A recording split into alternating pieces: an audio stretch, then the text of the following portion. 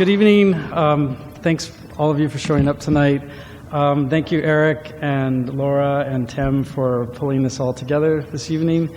And I'm really happy to be here. And this is kind of fun, sort of also a bit of a reunion for everybody that I worked so closely together with on this project. And so it's really nice that we're all here together. So it feels much more like a little bit of like a reunion. So thank you, Susan, too, for the introduction, and thank you for again for all being here tonight. So I wanted to start by just playing you a very short couple-minute video that that was made by Jane Burns, who had been documenting the making of the project for MASS MoCA. So what I put together in this presentation is basically encapsulating the last 8 months, or not the last 8 months, but the 8-month residency that I was so fortunate to have at MASS MoCA and be here for this incredible stretch of time to see this project realized. So I'm going to start with this video.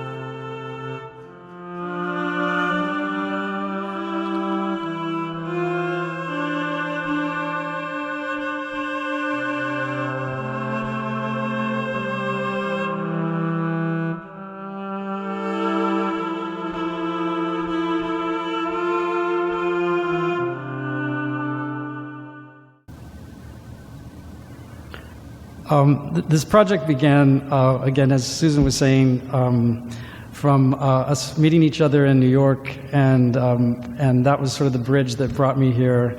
So Susan has been sort of the gatekeeper of this project from its very beginning, and we've had a terrific time working together on Filthy Lucre. The other person that where this story begins is Lee Glazer, who's the curator and the person who looks out after the original Peacock Room at the Freer Sackler, or at the Freer, at the Smithsonian. And I included this picture to begin because it's the first time I was ever in the Peacock Room, which was months after this project really took off, or months, yeah, it was months after. And my partner and I decided we were going to go make the pilgrimage to DC and see the Peacock Room for the first time. And Lee Glazer, the curator, met us there. And sort of unsolicited, she opened the windows, these huge shutters in the Peacock Room, and she said, "You need to see this, you know, with natural light on, just so you can kind of understand the kind of the majestic and kind of overwhelming quality of this room." And I had been already working on this project for a while before seeing it, and so I was afraid, like, when I go see this room, is it going to feel a little like lackluster, or I've already invested so much into this idea, and will I come to it and feel like, oh no, what am I doing? And it was absolutely the opposite. It was already, you know, something that felt so kind of, there was a kind of beautiful, grotesque quality to this room that I wasn't quite anticipating. It was just so, you know, one of the great decorative rooms in art history, and I felt initially a little presumptuous that I was actually going to try to take this on to sort of give a homage and a particular critique to this important work of art. But that day when Lee opened the shutters, I felt like, oh yeah, this is really worthwhile. There's so much here to say, both historically, aesthetically, and so many levels. You know, it's been such a great artistic endeavor, but that moment of having that room just like filled with all this natural light was quite incredible. So I was still in New York before I began my residency here, and my studio walls quickly became filled with initial drawings and sketches and watercolors of just trying to sort of figure out how I wanted to interpret the room. I began to think about the Porcelain Princess, which is the main Whistler painting that the room was all built around, and thinking about how I wanted to interpret this very beautiful Orientalist portrait that Whistler had painted, and thinking, she's sort of like the wise Wicca who's looking over this room and observing the all the sort of tumultuous history of it. So she became sort of very present in the process all along of thinking how I wanted to bring her in. So I started out with a lot of drawings, sketches, and model making. I also, before I got up here, I did a few paintings as well that were just trying to sort of conjure up the feeling of this room without being too didactic, and I was really wanting to explore through paint the particular psychology of this room, the particular feeling of sort of monstrous beauty, excess, deformity. So I did several oil on panel paintings that sort of led up to some of the gestures and marks that are in Filthy Lucre. So in New York, my studio assistant and I built this model that we put together quite quickly for our presentation for MASS MoCA, because we hadn't fully. I thought, well, how do I express this to the museum of what this is going to be and what this entails? Because as Susan was saying, I was invited to do something very different. And the invitation again was to paint walls. And I thought, well, what are all the great painted rooms? I mean, that's how I got myself into this, whole odyssey to begin with, because I was questioning and in my research, what are all the great painted rooms in art history? And I was reminded about the Peacock Room. So anyway, Danny Greenfield and I worked steadily to build he was an architecture major, and so together we built this beautiful little architectural model. And this is an early stage of it. And once we photographed it, it was the first time I was able to, for myself even, just to sort of begin this visualization in a really concrete way. So this is the painted model.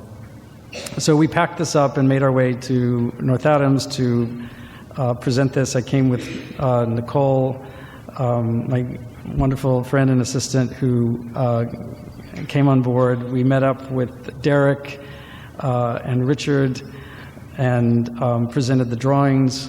We had very concise architectural drawings, construction documents set out, and the model we brought. And immediately they were all just kind of oh my God, okay, this is what are we? There was sort of a sense of excitement about it, and also, there was a lot of apprehension as well, because it was completely outside of the realm of what we had set out to do. I love that expression on Susan's face, because she's just oh my God, here we go. So I was then assigned this very beautiful studio. I mean, an incredibly lucky artist to have, for this stretch of time here at MASS MoCA, one of the most beautiful studios I will certainly ever have, looking out over the river and this beautiful long space. And I'm on the campus of MASS MoCA. So this is the very first time I actually saw the space that Filthy Lucre was going to be built in, and this is Susan unlocking the door. And this is one of our early meetings in what we call the war room. We set up our little office area. And again, I love these pictures of everybody just going, oh my God. This is Derek, who was really the sort of foreman of construction on the project. And this is our beloved Richard, who was just kind of like looking over the entire project, every last detail of it, making sure that we were all staying on track together. And again, this is rather early on before he sprouted a few more gray hairs through the whole process. This is our friend Mason Hurley. I just wanted to show you quickly the team of people that worked on this project, because the collaboration is such a huge part of this whole project. This is Claire Fox, who just jumped right in there early on. This is Andy Davis. And this is our friend Claire. I want to say Claire. I'm looking at the wrong picture. This is Lauren. And this is Jane, who documented the whole process and videotaped every step along the way. And this here is Deborah Coombs, who is a wonderful local artist and who works in glass, who helped us not only with the light fixtures, but much of the painting at the end. Derek quickly built us a little swath of materials and trying to figure out the vocabulary early on and decide how we wanted to interpret these construction documents. And while he was working away on that, I got myself here to the area and started scouring every antique store and junk shop and tag sale and thrift store that I could find, looking for these very specific forms. To my boyfriend's chagrin, like, wait, we have to stop. We have to go here again. He's, oh God, another trunk full of pottery. And so there was over 250 vessels that were collected in the area, as well as a dozen or more unique pieces that were made by a local artist, Diane Sullivan. So this was sort of early on when I was collecting all these forms, gessoing them, meaning priming them and preparing them for painting. Friends came from all over to help, just jumped in and volunteered. I like this picture just because of his shirt and that vessel. These are the dogs of Filthy Lucre, very important components, Beatrice and Tancred. And this is Lily. So these dogs were ever present, and there are lots of their dog hairs built into the fiber of Filthy Lucre for sure. So the first wall came up, and this was really exciting just to see the scale of it all for the very first time. This is the end wall where the fireplace is, so that was the first wall that came up, and it was just thrilling to have that first scale of the room to see. Derek working away. And so quickly we had all of this vocabulary to figure out and interpret, and it had to be built in a modular way because we knew this piece was coming apart and had to fit together seamlessly. And so the whole thing is, with Richard and Derek and the team, they designed this so that it could travel and come apart in pieces. So we also had to build something that was incredibly sound, but looked as if it was in complete wreckage. So there was a lot of us just sort of, breaking wood over our knees, and well, actually a lot of that happened with Mason because he was the big strong guy. Just we'd break these pieces of wood, and then we would reinforce them and construct them so that they looked as if they were very fragile, but everything is incredibly stabilized. So here we are making some quick momentum on painting, priming, and getting that first wall up. So this is in the summertime. I'm in my studio. It's beautiful, warm. This wall came up maybe at the end of August or the first part of September. So we were all very proud for our first wall. And then we were full speed ahead from there. We built this in sections, so we had to build separately the 4 walls. The entire ceiling is all modular pieces of aluminum, and then the floor, and then all the other components added on. So we, again, had quite a momentum going with because there was so much surface to cover, we had to really keep moving pretty steadily. And again, there was all these tiny little pieces to paint, vessels to paint. I like this picture because this is my little tray where I kept my gold paint all the time, and it still sort of sits in my studio now as my little like memento mori almost of the Peacock Room. Here's the workspace again. You can see that each vessel was approached with great care as if it was a little painting, and I love the experience of working three-dimensionally, and have had a long history with ceramics, and so for the first time I was able to actually make my own ceramics, so to speak, or paint them. And so they started to build up, and we quite quickly reached our goal of over 200, almost 250 pieces pretty early on. This is Dante. He works here at the museum, and he helped us with the Soundscape initially. We had to figure out how to wire the entire installation for this beautiful soundscape that was being composed at the time by Betty. And so while they were working on the project, we had to figure out how to have the sound come out of the vessels, out of the walls, out of underneath the fireplace, and so the entire room is all very meticulously wired with hidden speakers. So this is Dante trying out sort of playing with all these different speakers and sounds muffled to figure out how best we could get the resonance that we wanted coming, hidden from these forms. We had andirons to make, which Mason took the job of making these beautiful iron and welded andirons. And so this was a little maquette that I had made to try out the scale. So we're marching forward all through the fall, all through the end of the year, painting away. You can see all the shelving filled with all the vessels that we were collecting. And all along the way, it was so great. I had friends who came up, and I really couldn't visit with them that much, but it was basically like, all right, if you're going to come, grab a brush and let's hang out, and we'll drink some beer and gild some wood. And so my friend Federico came and joined in.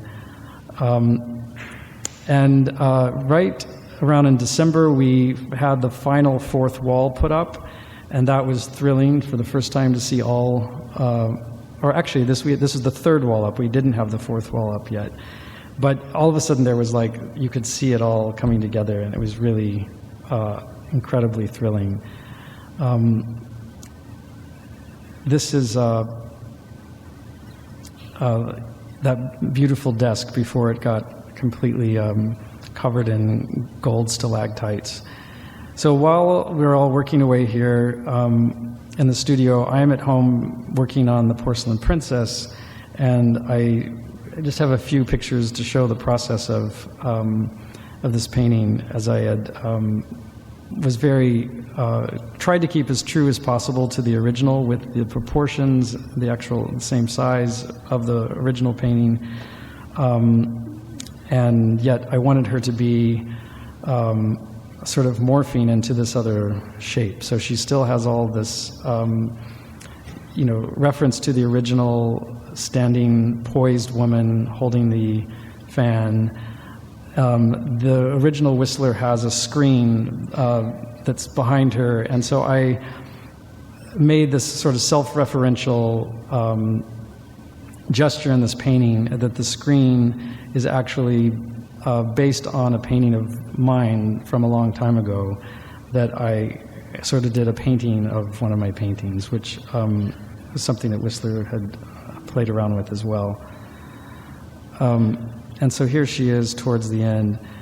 So while all that was going on, I mean, there's so many things that are all happening simultaneously. And this is back in the metal and wood shop. Here's Richard, who had just made this incredible matrix that was going to be the basis for the ceiling aluminum forms that Mason welded together.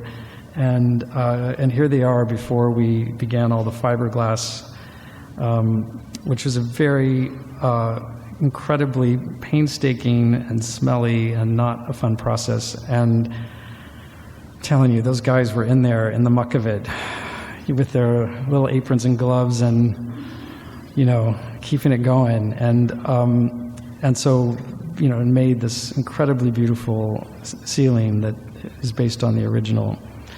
And here is Claire painting away. Thomas painting away, an intern that was a great support and help through the residency.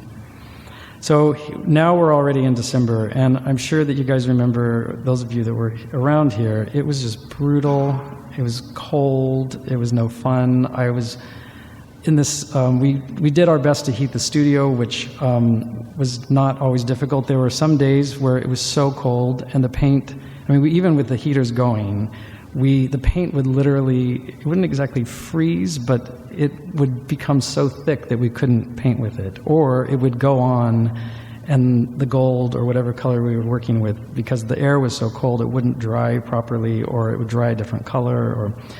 So it was a really hard winter. It was no fun. So in the midst of it all, I thought it's almost Christmas time. I am ready to like change it up. And so I decided to have a party in the studio. Like, why wouldn't you? You have this beautiful space, and I just thought, okay, I want to have like a one-night pop-up lounge, and I'm going to call it, you know, the project is Filthy Lucre, so I'm going to call it the Peacock Lounge. And so we had this fantastic party. So here's the studio, and the theater group set out a beautiful red carpet to come to the studio, and we had ourselves this beautiful, beautiful party that also involved, I mean, because Whistler had his controversy, so I had to have mine here. So we ended up just having a very good time that also set up some polls for adult entertainment. We set up a bar and had this beautiful bar all set up with Kale, who made us beautiful drinks. Everybody looked fabulous. We had dancing, we had costumes, everybody like put on their A game, and we had such a fun night. There was about a little over 100 people came that night, and the backdrop of these walls of the Peacock Room were so beautiful. It was like a club that I wish it existed somewhere in. I mean, but it did exist for that one night. It was like this magical place. And it was great to see everybody at the museum just completely, you know, bedazzled in beautiful clothes, and on this very cold, snowy night. And it was a terrific, really, really fun party. During the winter break, Christmas break, Susan and Derek and I met for the first time in the original Peacock Room in DC, and that was a really incredibly meaningful moment for me. I mean, I'd been so immersed in making the project, and I hadn't seen the room except that one time when Jason and I went to DC. So I'm returning back to it now with a very different kind of discerning eye, and also feeling like, oh God, if, you know, again, like going in to see the original, how are we doing in our reinterpretation of it. And we walked in there, and Derek and I, we just looked at each other with great confidence, and he was just like, I think we're doing a really good job. I was like, yeah, we were just all like, there was this moment where I was like, oh yeah, I think we're actually, our representation of this room is really like all these different nuances that we were playing off of and trying to create our own version of it. I felt like seeing it again sort of midway in the process and going back into the room was enormously helpful, and also I felt like it also felt like I was creating, that we were like making something that was really its own thing, that it wasn't sort of a facsimile or some sort of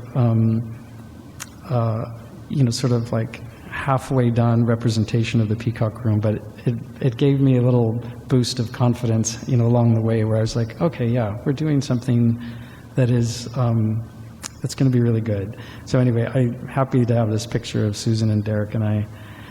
And then we had to start working on the light fixtures, which needed to be happening right away. I'm just looking at this picture, realizing in this process too, I lost over 10, maybe 12 pounds, 10 pounds, something crazy. I remember like at that time, I just was trying so hard to like keep weight on, and I was just eating like a fiend, but I was under so much like intense focus that I could not seem to like do nothing but lose weight. And so after making the paper maquette, Deborah, who took a really incredible front line and trying to figure out how we are going to make these very beautiful and very sort of dominant fixtures in the room. So after a lot of trials and tribulations and cutting and pasting and taping and trying to get the shape right, Deborah came up with the form, and here is our first little maquette of it for the first time, just holding it up in the space to make sure we had the right proportions of it. And we were working at a place called Period Lighting with this great guy named Chris.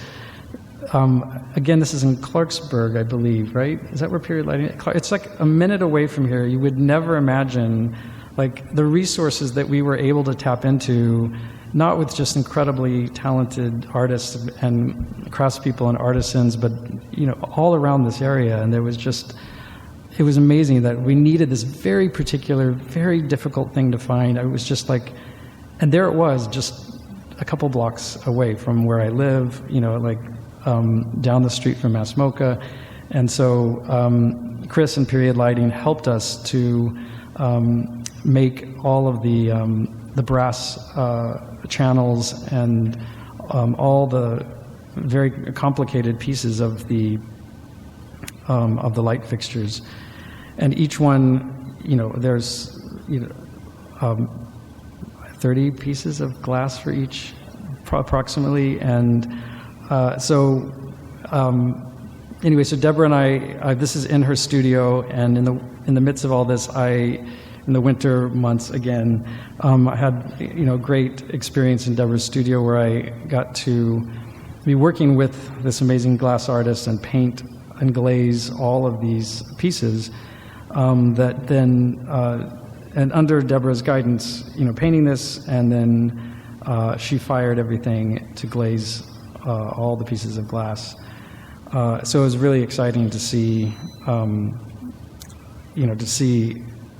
for the first time, the actual we're like, oh my God, this is really happening. Here we go. And by this time it's already like January, and the clock is ticking, and we have still a long ways to go.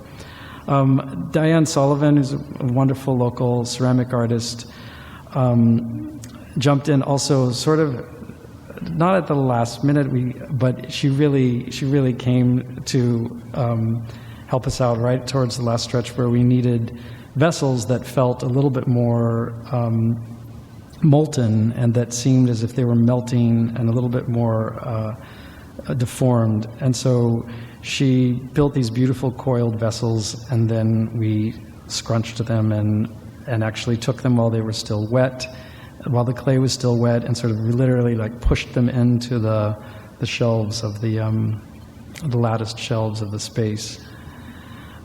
So this is the fourth wall that's finally built, and has this is the shutter wall. And as soon as everything was up and done and built, it was time to take it apart. So, and it was the first time we were really seeing how this all fit and how it came apart, how it fit together. And it was it was very exciting to see finally the piece leave the space that it had been conceived in. The move happened on a very snowy, which when wasn't there not a very snowy day, I mean, of this last winter. And so there was no other, like, we just jumped right in there and had to move piece by piece the entire thing into the main building. So, you know, there's Richard and his crew just pushing through another blizzardy day. And this is the first wall up in the space. The video that began this presentation shows you documents of those first couple of days when the piece actually arrived into the space,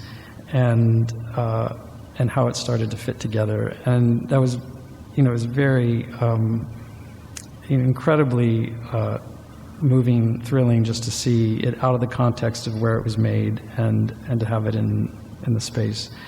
So here are only part of the collection of ceramics that were gathered. Those also had to be carefully moved. There's Thomas in one of his smart little jackets, packing up. By the way, it's snowing so hard outside right now in this photograph, and there's Thomas just he always like in the perfect little outfit, ready to like jump out there in the snow. So here is, again, the moving of all the pieces. And this was a very momentous moment when the ceiling went on, which was kind of a major deal to finally see all four walls together, the ceiling up. And, you know, I think we were all a little verklempt that day when that happened. It was pretty exciting. And I was away with, back in California. I had to go back home for a family emergency. And so during my challenging time back in California, I would get these photographs for the 5 days I was away, this crucial time of the installation. And Richard and Derek just kept feeding me with these images of them installing and carrying on while I wasn't there. And this one in particular was taken right, you know, at a time that was really difficult for me, and I just remember them sending this to me on my phone, and I was just like, oh my God, this is like, it was really fantastic to just, I mean, just to be able to see this happen, even though I wasn't there for the final hanging of the light fixtures. It was an amazing thing to come back after 5 days and see so much had come to shape. This is the lovely Ziff, one of the two Ziff sisters. This is Elizabeth Ziff in the recording studio, and Amy and Allison made this very extraordinarily beautiful soundscape that they recorded a couple of hours worth of. It really kind of holds together as one symphonic piece, and we had to take it and make sure that it didn't feel like a soundtrack to the installation, but that it was much more, not unlike the piece itself, that it was much more fragmented and broken and mysterious. And so it was a matter of taking this very beautiful, realized piece of music and reducing it down, making it more intermittent, figuring out where the sound is going to come in the space. So we had all these different tracks that we had to place in the room. And this happened in many a late night with Amy and James and I. This is James hiding from us during the process. He was actually not hiding. He's behind there. There's the computer that's programming all the sound. As we were actually designing and shaping the sound, he would actually record and create the master track to the soundscape. So James he just jumped right in there after only being at MASS MoCA for not even a couple of weeks. This was one of the first things that he came in and helped us with. Here's Lauren painting away, more gold drips. I like this because it's like a scene of a crime with painted gloves and the beer, and so like somebody just got murdered.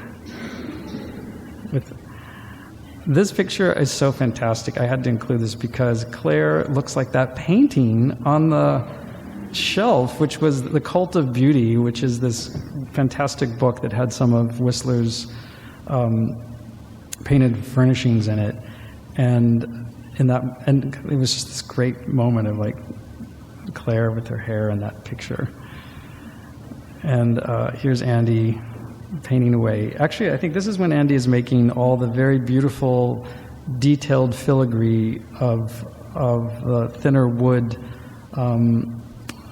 details on the shelves. And again, we had such a fun time, like constructing these things, breaking them, and then having to reshape them and fit them together. So there's this this wonderful play all the time of construction and deconstruction, and there was a moment where I had to start breaking pots. Well, once we were installing, I realized I had way too many vessels that were too perfect, and so there was just it was a night of just breaking vessels and figuring out how to break them, how to create beauty out of all of this wreckage.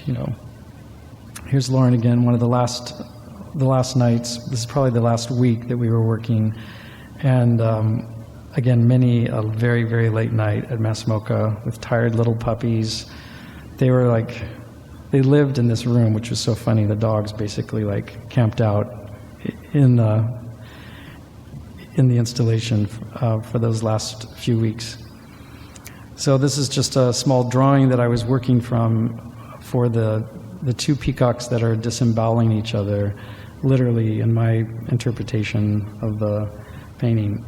This is very close to it being finished one night, and having a beer of celebration that the mural was almost done. And this is the day that it's the night before we opened the exhibition to the public. And there's Jason in the space just going, thank God this is done. I'm sure he was so relieved. And we ended up having a wonderful little party. And we were all exhausted and delirious, but we had to have a cocktail, which is called the Derrick, named after Derek Parker. And this is just kind of represents where we all were. We're just like, oh my God, we did it. We were exhausted and exhilarated and thrilled, and there was so much to celebrate.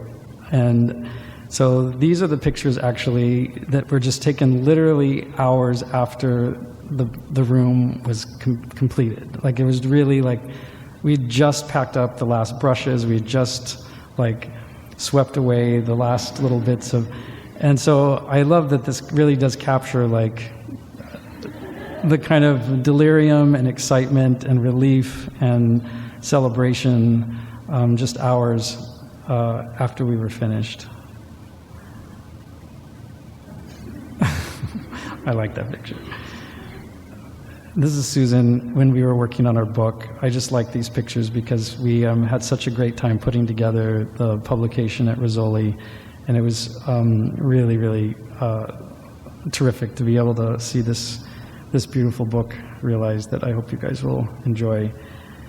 And here are just the last installation shots when we're all done. And I trust most of you have already seen the completed piece, but these are really beautiful photographs that are in the Rizzoli book.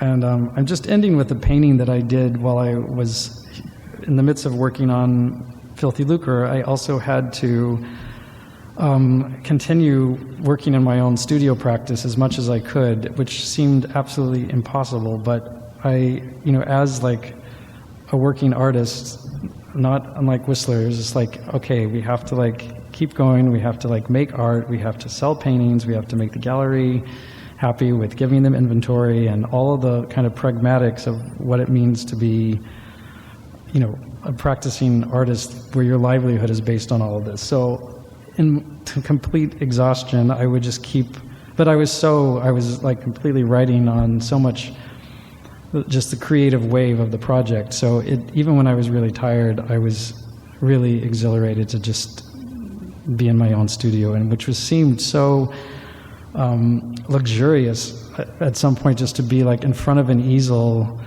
and doing something that I felt a moment of confidence in, or a moment of clarity in, because building the Filthy Lucre was so out of my comfort zone, so out of my realm of my normal experiences, my normal studio practice, that there was I felt like I was often just sort of pushed to a threshold throughout the whole experience. So this is a painting that's called Elegy for Whistler, and it represents just a little sort of genuflection towards Whistler, and the Peacock Room, and I found that in my own painting, it was sort of inevitable that this whole process and this whole project was going to find its way in sort of inexplicable ways, in my own painting practice. So I end it with this image, and I think that I may have gone on a little longer than I wanted to, but maybe we can, if there's anything that specifically that I can answer, or we can maybe have just a little bit of a conversation before we end, but I'd be happy to. Yes? My question to you is, have the guys down at the Sackler been up intermittently and seen this thing in play, or are they just going to let you do your voodoo and then sort of open the curtains when you get down there? Well, Lee Glazer had been seeing images along the whole process, so we'd been keeping her in the loop while it was being built, and it was very fun to, Susan and I would just keep on sending her pictures as it was underway.